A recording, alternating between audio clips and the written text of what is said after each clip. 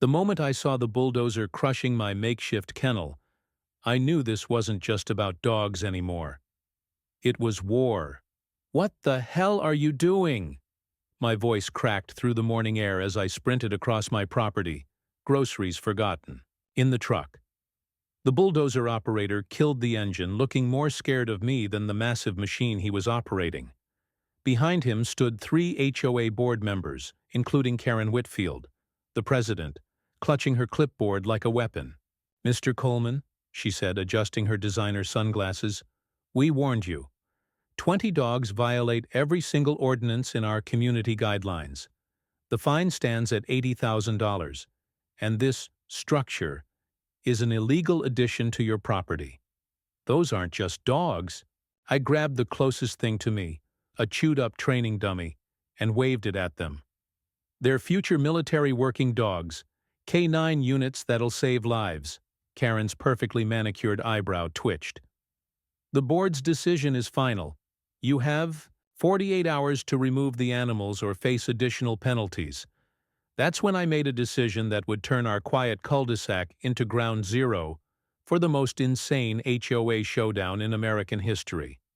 But let me back up 2 weeks. Let me paint you a picture of Willowbrook Estates before everything went sideways. Cookie-cutter houses with perfect lawns, where the biggest controversy was usually someone painting their shutters the wrong shade of beige. I'd moved here after 20 years in the Army, thinking I'd found peace. Funny how war finds you even in suburbia. The house came with a hefty HOA handbook, 247 pages of rules about everything from mailbox height to acceptable lawn ornament placement. I'd survived Taliban ambushes and IED attacks, but somehow those regulations felt more oppressive than any combat zone. "You'll love the quiet," the realtor had promised. "Very family-friendly. Excellent community standards. Translation, conform or die." It started with a phone call from Colonel Jim Bradley, my old commanding officer. "Miles, I need a favor." His gravel voice hadn't changed in 20 years. "Remember that K9 program you helped develop in Afghanistan?" Hard to forget. Best detection dogs in theater. "Well, we've got 20 German Shepherd pups here that need initial assessment and basic training before they enter the military program. Budget cuts mean we can't do it on base. You still got that property in Virginia?" I looked out my window at my pristine suburban lawn, complete with the HOA-approved mailbox and regulation height grass. "Yeah, but Jim, I live in a residential community now. It's not exactly Fort Bragg." "It's temporary. 6 weeks max. These dogs could save countless lives, Miles. IEDs, search and rescue, you name it. But if we can't get them through initial training..." He didn't need to finish. I knew what happened to military dogs that didn't make the cut. "Send them over." The dogs arrived on a Tuesday in an unmarked military transport. 20 balls of fur and energy, each tagged with a number and preliminary assessment notes. I'd already converted my garage into a temporary kennel and started building a basic agility course in the backyard. That's when I made my first mistake. I didn't file the proper paperwork with the HOA. By Wednesday afternoon, I had my first visitor. Roger Thompson from next door, recently retired accountant and self-appointed neighborhood watch captain. "Miles," he said, peering over the fence as I worked with a particularly energetic pup named Zeus. "What's all this then?" "Training program. Military dogs. Temporary." His face went through several expressions before settling on concerned disapproval. "The HOA has strict pet policies. 2 animals maximum per household." "These aren't pets, Roger. They're working dogs. Future heroes." He left shaking his head, and I knew I had maybe 24 hours before the complaints started rolling in. I was wrong. I had 6 hours. Karen Whitfield arrived that evening with 2 other board members and a stack of violation notices thicker than my old field manual. "Mr. Coleman, we've received multiple complaints about excessive barking, unauthorized structures, and..." She counted on her fingers. 18 animals over the permitted limit. "Mrs. Whitfield, These dogs are part of a federal military program. They're not staying permanently. Federal or not, our covenants are clear. You're in violation of Sections 3.2, 5.7, and 12.4 of the homeowners agreement. She slapped the papers into my hand. You have 72 hours to comply or face fines of $4,000 per day, per animal. That's $80,000 a day. Perhaps you should have thought of that before turning our community into a kennel. After they left, I called Jim. Voicemail. Then I called the base legal office. Closed. Finally, I called my lawyer buddy, Tony. Miles, you're screwed, he said after I explained. HOAs have more power than most people realize. Fight this, and they can put a lien on your house. But I looked at those 20 puppies, future defenders of our nation, and decided some fights were worth having. The next morning, I started early. The dogs needed training regardless of suburban politics. I'd set up a basic obstacle course and was working on scent detection when Roger appeared again. "They're at it again," he muttered, but this time he was watching the dogs with interest. "Want to see what they can do?" I asked. To my surprise, he nodded. Within minutes, he was holding training aids while 6-month-old Luna demonstrated her tracking abilities. "Remarkable," he whispered, as she found a hidden dummy explosive in under 30 seconds. "My grandson's deploying next month. These dogs could save his life," I finished. "That's the point." Roger pulled out his phone, showing me a photo of a young Marine in dress blues. "Jimmy? He's EOD, explosive ordnance disposal. Scared the hell out of me when he chose that specialty." "Smart kid," I said, watching Luna work through another drill. "EOD needs the best dogs. Has he worked with K9 units before?" "Never." "That's what worries me. I called Zeus over. He had the best nose in the group. Here, hold this." I handed Roger a tiny vial with trace explosives, completely safe but detectable. "Hide it anywhere in the yard." Roger looked skeptical but did as asked, tucking it under a planter near the fence. Zeus found it in 12 seconds flat. "Good God," Roger breathed. "Jimmy needs dogs like these." "Every unit does, but if the HOA has their way—" I let it hang. Roger's face hardened. "Not if I have anything to say about it." By Thursday, I'd convinced 3 more neighbors. Mrs. Chen brought homemade dog treats. The Johnsons donated old tennis balls for training. Even cranky Mr. Peterson admitted the dogs were damn impressive. But the HOA wasn't backing down. Friday. "Morning." They escalated. "Mr. Coleman," Karen's voice on my phone was arctic, "your time is up. We've scheduled removal of your illegal structures for tomorrow morning. I suggest you make arrangements for the animals. You can't just tear down my property." "Actually, we can. Section 8.3 gives us authority to remove covenant violations at the homeowner's expense." The demolition crew arrives at 8.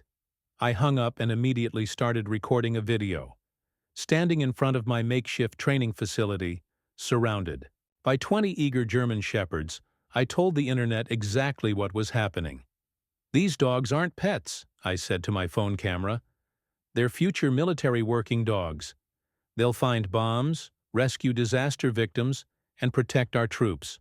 But my HOA wants to destroy their training facility because it doesn't match the neighborhood aesthetic."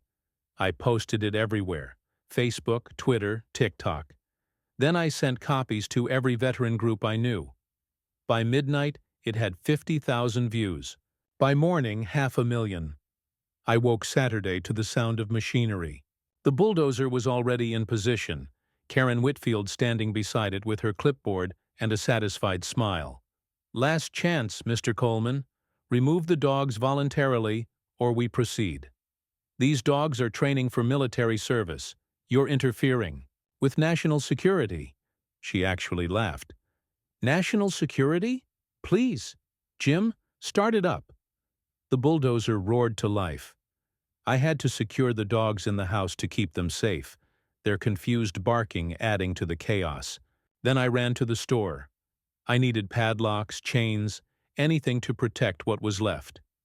That 20-minute trip cost me everything. When I returned, the training facility was rubble. Months of work, thousands of dollars of equipment, destroyed. But the worst part wasn't the destruction. It was the celebration. Karen stood there documenting the destruction with her phone, while her vice president, Harold Brennan, high-fived the bulldozer operator. 3 news vans had somehow materialized. Apparently the HOA had invited them to document their victory over unruly residents. "This is what happens when homeowners violate our covenants," Karen announced to the cameras. "We maintain standards for everyone's benefit." Behind her, several dogs pressed against my living room window, whimpering. Luna had her paws on the glass, searching for the training ground she'd worked on that morning. Something inside me snapped. I pulled out my phone and hit record. "You want to see what you just destroyed? This is what you just did to America's future heroes." "Sir, you can't," a reporter started. "Watch me." I panned across the rubble. Each piece of equipment here was designed to save lives. That tunnel trains dogs to find trapped earthquake victims. Those jumps? For pursuit and apprehension of dangerous suspects. The scent boxes you just crushed? They held trace amounts of explosives these dogs learned to detect. Karen tried to interrupt. "Mr. Coleman, you're being dramatic." "Dramatic?" I zoomed in on her face. "Tell that to the soldier whose life won't be saved because these dogs couldn't train. Tell that to the child who won't be found after a disaster because you cared more about property values than American lives." The video was live before she could object. I tagged every military page, every veteran group, every dog trainer I knew. The caption was simple. "HOA destroys military dog training facility. Says property values more important than soldiers' lives." "You'll be hearing from our lawyers," Harold blustered. "Get in line," I shot back, "behind the Department of Defense." My phone rang non-stop. Local news, national outlets, veteran organizations. The video hit 1 million views before lunch. Comments poured in from active military, veterans, dog trainers, and angry citizens. Then came the call that changed everything. "Mr. Coleman, this is General Patricia Morrison, commander of the Military Working Dog Program. I've seen your video. We need to talk." My hands shook as I answered. "General, I can explain." "No need. Colonel Bradley briefed me. I'm more interested in this HOA situation. Send me your address." "Ma'am?" "Just send it, Coleman. And maybe clean up your driveway. We'll need room to land." Land? What did she mean by the whoop whoop whoop of rotor blades answered my question 2 hours later. The UH-60 Black Hawk descended onto the HOA common area like an avenging angel. Neighbors poured out of their houses. Karen Whitfield came running, clipboard forgotten. General Morrison stepped out in full-dress uniform, followed by 2 aides and, to my shock, the mayor of our city, and a CNN news crew. "Mr. Coleman," the general's handshake could crack walnuts, "show me what they destroyed." As we walked to my property, half the neighborhood followed. Karen tried to intercept us. "Excuse me, this is private property. You can't just land a helicopter." "General," Morrison turned, and Karen actually stepped backward. "Ma'am, are you the HOA president who ordered the destruction of a federal military training facility?" "Federal? It was just a shed. He's in violation of—" "These dogs are assets of the United States military, contracted for training under Operation Guardian Shield. Interfering with their preparation is a federal offense." The color drained from Karen's face. Behind her, the other board members suddenly found the sidewalk very interesting. The community guidelines clearly state." "Your guidelines don't supersede federal law," the general cut her off. "Or did you think destroying military property would, have no consequences?" Mayor Richards stepped forward, sensing a political nightmare. "General Morrison, I'm sure we can resolve this misunderstanding." "Misunderstanding?" The general's voice could have frozen hell. Mr. Mayor, are you aware that your city just cost the military approximately $150,000 in specialized equipment? That 20 dogs worth over $1 million in training investment are now behind schedule? The crowd gasped. Harold Brennan tried to slink away but found his path blocked by a tall army captain who smiled in a way that suggested movement would be unwise. Now, General Morrison continued, let's discuss solutions. We reached the demolished training area. General Morrison surveyed the damage, her expression darkening with each step. How long to rebuild, Coleman? With help? Maybe a week. She turned to her aide. Contact the Corps of Engineers. I want a temporary facility up by Monday. Then to the mayor. Mr. Mayor, I believe we need to discuss the city's support for military operations. The mayor, sensing which way the wind was blowing, nodded eagerly. Absolutely, General. Whatever you need. That's it. When I noticed the news crew was live. CNN, Fox, and 2 local stations had their cameras rolling. What Karen had intended as a local victory was becoming a national scandal. This is Christine Walsh reporting from Willowbrook Estates, where a shocking controversy has erupted. A military dog training program was destroyed by a homeowners association, potentially endangering national security. General Morrison stepped to the camera. The military working dog program saves countless lives. These animals detect explosives, find missing persons, and protect our service members. When civilians obstruct their training, they put American lives at risk. But surely there are proper facilities, a reporter ventured. We use civilian contractors like Mr. Coleman because they provide real-world training environments. Dogs need to work in various settings. This destruction sets back our entire East Coast program. Behind us, neighbors started gathering. The Johnsons held a hastily made sign. Support our hero dogs.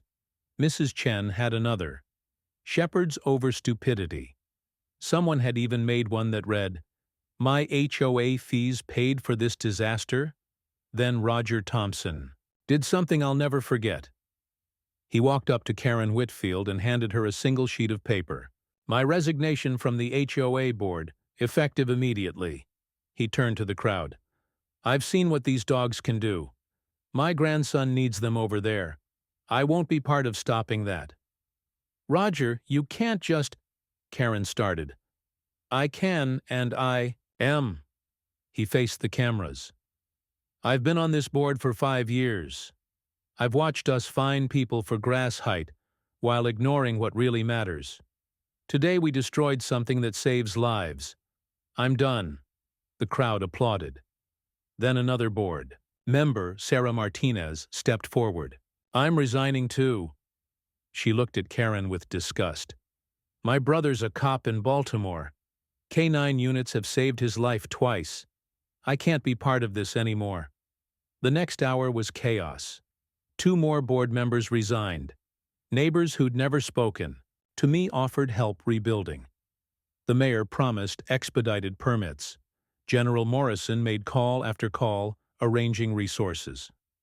But the best part came when she addressed the remaining HOA board. Under the Defense Production Act, I'm temporarily designating this property as essential to military operations. Any interference will be met with federal charges. She smiled, and it wasn't friendly. I suggest you update your covenants accordingly. Karen's mouth opened and closed like a fish. Finally she managed, You can't just... Actually, I can. The general pulled out official papers. These are dated 3 days ago when Colonel Bradley informed me of the situation. We were hoping to resolve this quietly, but your actions today made that impossible. I stared at the papers. 3 days ago? But... General Morrison winked at me. We protect our own, Coleman. Did you really think we'd let some suburban bureaucrats derail a military program? By evening, things moved fast. Military engineers arrived with prefab structures. Volunteers hauled away debris. The dogs, finally let out, explored their improving situation with tail-wagging enthusiasm. Karen tried one last stand. "This is temporary, right? 6 weeks?" "Originally, yes," General Morrison said thoughtfully. "But given the community support, I'm recommending we establish a permanent military working dog training annex here. Mr. Coleman has proven himself, and the location is ideal." "Permanent?" Karen's voice cracked. "With federal oversight, of course. Don't worry, we'll maintain property values. Nothing attracts quality residents like being home to American heroes." The CNN reporter pushed forward. "General, what about the fines? The HOA is demanding $80,000. General Morrison's laugh could have powered wind turbines. "They can send the bill to the Pentagon. I'm sure our legal department will find it amusing." The next morning, Sunday, something beautiful happened. Cars lined our street. Families brought donations, dog food, building materials, American flags. Kids made thank you cards for the dogs. Veterans showed up in uniform, offering to help train. Roger Thompson organized everything with military precision. "Volunteers for construction, line up here. Dog handlers, see Mrs. Chen for scheduling. Anyone with legal experience, the mayor's office needs you." Karen Whitfield watched from her window. Around noon, she appeared at my door. "I owe you an apology," she said, not meeting my eyes. "I didn't understand. I was just following the rules." "Rules matter," I agreed. "But sometimes you need to know which ones to break." She nodded, then surprised me. "I'd like to help. I'm good at organization, paperwork. Maybe the program needs that?" It took everything I had not to laugh. But looking at her, really looking, I saw something I recognized. Fear. Fear of change. Fear of losing control. I'd felt it too, coming. Back from deployment. Talked to Roger. He's coordinating volunteers. By Monday you wouldn't recognize the place. The Corps of Engineers had erected a proper training facility, climate-controlled kennels, professional agility course, even a medical station. A sign read, "Willowbrook Military Working Dog Training Annex." General Morrison returned for the dedication. Half the town showed up. The HOA board, what was left of it, sat in the front row, looking appropriately chastened. "These dogs," the general began, "represent the best of American service, and this community has shown that civilians and military can work together for our common defense." She cut the ribbon to thunderous applause. Then she turned to me. "Sergeant Coleman, front and center." I hadn't heard that rank in years. I stepped forward, the dogs arranging themselves perfectly at heel. "For exceptional service in establishing this facility under adverse conditions, I'm proud to announce your selection as permanent director of the Willowbrook Annex. Congratulations!" The crowd erupted. Roger slapped my back. Mrs. Chen cried. Even Karen applauded. But the best part? 20 German shepherds, future heroes all, sat at attention as the national anthem played. They'd found their home. 6 months later, I stood before a very different HOA meeting. The Willowbrook K9 Academy has graduated 40 military working dogs, I reported. 6 are currently deployed overseas. 3 have already detected IEDs, saving an estimated dozen lives. The new HOA president, Roger Thompson, beamed. "Any issues with the community?" "None. Property values are up 12%. We have a waiting list of families wanting to move here." In the audience, Karen Whitfield took notes in her new role as program coordinator. She'd become one of our most dedicated volunteers, using her organizational skills for something that mattered. "I motioned to make the annual K9 graduation a community holiday," she said. "All in favor?" Unanimous approval. As the meeting ended, I walked outside where the current class was training. Luna, now Sergeant Luna, was visiting from Fort Bragg, demonstrating detection techniques to the newbies. General Morrison had been right. We protect our own. Sometimes that protection comes from the most unexpected places. like a suburban neighborhood that learned to see beyond its rules to what really mattered. 20 dogs had started this journey. By the end, we'd trained over 100, each one a hero, each one a life saved. And the HOA? They still have their rules. But now, they also have a purpose. The sign at our entrance says it all. Willowbrook Estates, home of heroes, human and canine. Somewhere in Afghanistan, a young soldier is coming home tonight because a Willowbrook dog found an IED. In California, a child lost in the mountains was located by one of our search specialists. In New York, a K9 unit trained here detected explosives at a major event. All because we learned that sometimes the most important battles aren't fought overseas. Sometimes they're fought in HOA meetings, in suburban driveways, with clipboards and building codes as weapons. And sometimes, just sometimes, everybody wins. Even Karen, especially the dogs. Last week I got a package from overseas. Inside was a photo. Roger's grandson standing with a German Shepherd wearing a tactical vest. The dog's tag read, Zeus, Willowbrook, Class Number 1. The note was simple. This dog saved my entire unit. Thank you for fighting for them. Corporal James Thompson. I framed it and hung it in the training center right next to our mission statement. Every dog a hero. Every neighbor a patriot. Every rule worth breaking for the right reason. The HOA approved it unanimously.